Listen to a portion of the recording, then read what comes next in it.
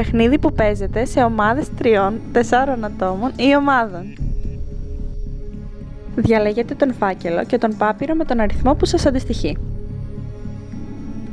Σκανάρετε τον QR κωδικό που βρίσκεται στον φάκελο και το παιχνίδι ξεκινάει. Ξεκινάτε να λύνετε τους γρίφους, κάποιοι από τους οποίους θα είναι και μπροστά σας. Αποτυπώνετε τις απαντήσεις στη συσκευή, καθώς και στο αντίστοιχο κουτάκι στο χαρτί που σας έχει δοθεί, συμπληρώνοντας και ένα πόντο τη φορά.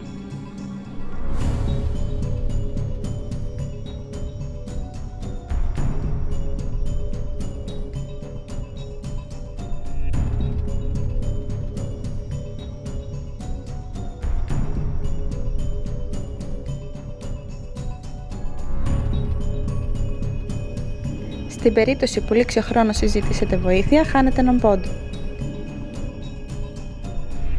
Η ομάδα που θα τελειώσει πρώτη ή θα έχει συγκεντρώσει τους περισσότερους πόντους κερδίζει και το παιχνίδι θα έχει τελειώσει.